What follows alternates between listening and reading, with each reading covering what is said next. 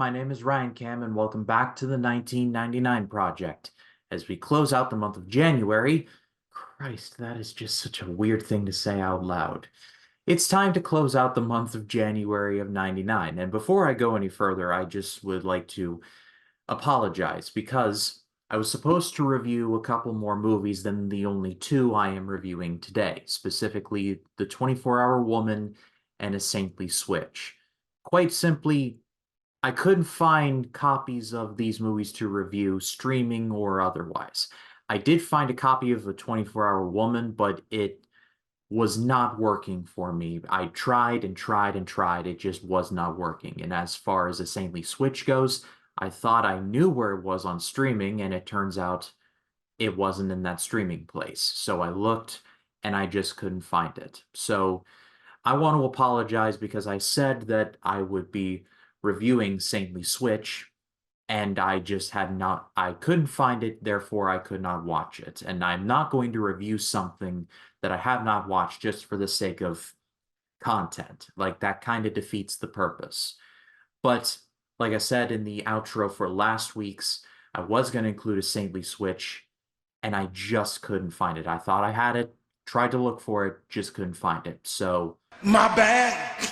Something tells me, though, that the omission from this video will not be that sorely missed. But with that out of the way, let's kick things off. Let's close out the month of January of 99 by covering one of the first Disney Channel original movies. Watch Xenon, Girl of the 21st Century, starring Kirsten Storms and Raven, tonight at 8/7 Central on Disney Channel. Xenon, Girl of the 21st Century was directed by Kenneth Johnson and was one of the original 5 Disney Channel original movies. They started in late 1997 with the movie Under Wraps, and up to this point, they included movies like Halloween Town. And from what I have researched, these movies were pretty popular in a certain age and demographic, so Disney Channel was riding high, so to say. It starred Kirsten Storms and a very young Raven-Symoné, and it tells the story of a girl named Xenon, played by Kirsten Storms. She lives in a 2001 A Space Odyssey style space shuttle. Like, seriously, the shuttle looks exactly the same as from 2001, but I digress.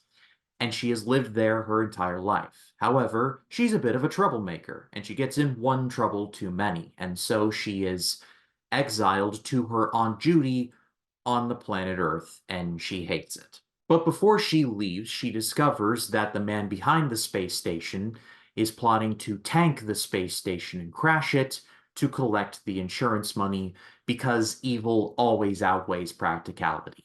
When I was growing up, Disney Channel was absolutely my bag. Now, this movie was a little bit before my time. I was only 2 years old when this movie premiered, so just a bit before my time. But mid to late 2000s, that was my era of Disney Channel. I was just a fiend for Disney Channel from like 2005 or 6 up to like 2010 and 11. It was quite the era for me. So I definitely missed the boat on the Xenon era, but going into this, I was hopeful because most of the DCOMs that I have seen, I have enjoyed. And this is another one that I did enjoy. It's not the best. It's a Disney Channel original movie. It's not really meant to be like Spielberg or Scorsese or Paul Thomas Anderson. It very much is what it is. But for what it is, I enjoyed it. The best thing that I can say about the movie is that I loved the world. I did have fun with that. I did had to kind of laugh because the movie takes place in 2049, and one of my favorite movies of all time is Blade Runner 2049. And the entire time I was watching this movie and thinking to myself, okay, where's the neon? Where are the flying cars? Where is Ana de Armas as an AI going, "You look lonely"? You look lonely. Like, this is not the 2049 that I signed up for, but then again, I'll be 52 in 2049, so maybe I'm just not seeing the forest through the trees. Long story short, though, I liked the design. I even liked Earth, and you can definitely see where the movie was going for with the whole space girl goes to Earth and she immediately just doesn't fit in. But the movie, to its credit, doesn't really go the route of, hey, what's this thing? Do you call people on this? No, they don't do that. the jokes are not that surface level. Kirsten Storms is likable as Xenon. A lot of the dialogue in this movie is kind of weird though. They use like these words like when something is a big deal, they say it's magna, or if they say something is no big deal, they say something is minor. Like kind of akin to like say some like a planet is like name minor. So it's very space aged and very future based.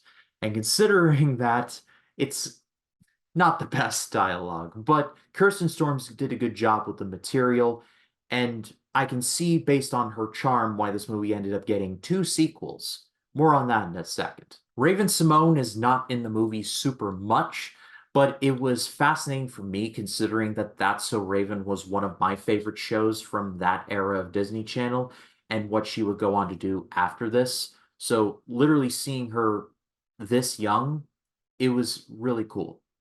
And like I said, the plot is very much geared towards like just like kids and preteens. It's not meant to be taken super seriously. It's a DCOM. It is what it is. But I'm going to give it a good rating. It was very enjoyable. I liked the story. It was very easy to understand. It was straightforward. It did the job that it set out to do. And the movie ended up being very successful for the Disney Channel as it would spawn, like I said, two sequels, including Z2, the Z-quel. Up. ZQuil helps you fall asleep fast. No, no, no, not that Z-quel, but the Z-quel, because Z, it's dumb. And then Xenon Z3. So, dumb titles all around. But anyway, it's on Disney Plus, and I do recommend this one. But let's close out the month of January 99 by talking about a movie that has not aged the best. Like the one where I was like, yeah, that's aged like milk in a lot of respects. Why'd you really come here, Zach? I forget. So kiss me. She's All That. She's All That was directed by Robert Iskov, and it stars a lot of people, including Freddie Prinze Jr., Matthew Lillard, Rachel Lee Cook, Kieran Culkin, Gabrielle Union making her film debut, and Anna Paquin, as well as Usher Raymond, before he would go on to stardom as just Usher. It tells the story of Zach Seiler, played by Prinze Jr. He is the big man on campus. He is class president. He's pretty much the typical high school jock, pretty much. And it is put to him as a bit of a bet that he cannot take out this very mousy girl named Lainey Boggs, played by Rachel Lee Cook, and turn her into a prom queen. And so the movie explores their budding relationship. One of the most legitimately curious things that I found in my research for this movie, and keep in mind, pinch of salt here, this has been disputed, but from what I found in my research, this movie was actually ghost written by M. Night Shyamalan. Yeah, like this M. Night Shyamalan. In an interview from 2002, Shyamalan would claim that while he was writing the script for Stuart Little and polishing up the script for a little movie I'll be covering in this project later on in the year called The Sixth Sense, you may have heard of it, he was brought in to look over the script and basically polish it. Now, R. Lee Fleming Jr., the man who is credited as a screenwriter, has since disputed this, saying that he only was brought in just to kind of like script doctor it and not do anything severe. However, it has also been said in interviews that certain sequences, including a scene where Zach is in an art studio trying to speak with Lainey, and he ends up doing a bit with a hacky sack, and along with a line where Lainey asks Zach if she was a fucking bet, that line was attributed to Shyamalan, and that sequence was also said to be Shyamalan's. Again, this is all a little murky, and I can neither confirm nor deny any of this. But considering the fact that Shyamalan was just coming up around this time, and The Sixth Sense would debut this year, it certainly would not surprise me in the slightest, especially some of the more awkward dialogue. It would be fascinating if that were the case, but again, it's very much like a he said situation, so please don't take that from me, don't quote me on that. I find this stuff fascinating. Even more fascinating than the movie itself, because this movie was not the best. Now, don't get me wrong, this movie is not horrid, it's not completely unwatchable. I just feel like this is one of those movies where it just has not aged the best. I will give every actor credit, though. They did do a really good job here, especially Rachel Lee Cook and Freddie Prinze Jr. Those two were the highlights for me. Freddie Prinze Jr. would go on to be Shaggy in the Scooby-Doo movies, the live-action ones, and go on to be generally the best part of anything animated Star Wars for, like, a good decade. Rachel Lee Cook would get a lot of work in TV, but nothing really beyond this, oddly enough. She would star in the Zack role in the gender-swapped version of this movie called He's All That on Netflix, but really nothing beyond that. Is a little bizarre because I did enjoy her performance here, and she did have a lot of really good lines. Paul Walker is also in this movie, making it the second movie of his that I've covered this month. Rest in peace to Paul Walker. And he is good in his role as well. I'll talk more about that in a minute. Usher Raymond is more of the DJ here, but he does make the most of his minutes. And then there is Kevin Pollak, who plays Laney's dad, and Kieran Culkin, who plays the little brother. I liked both of those guys a lot. Anna Paquin plays Zack's sister. She had just gotten off of winning an Oscar for The Pianist. So yeah, this movie is stockpiled with talent.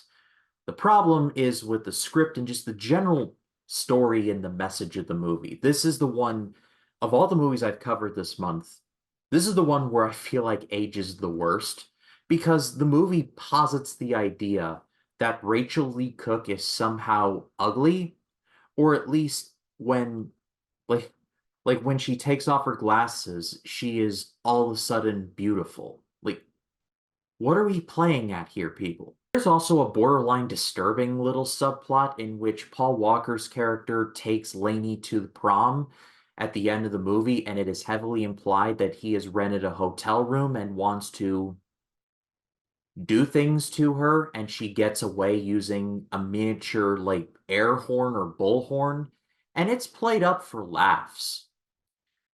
It doesn't really help things considering the fact that this movie was produced by Miramax, which was founded by a guy named Harvey Weinstein. Play the clip.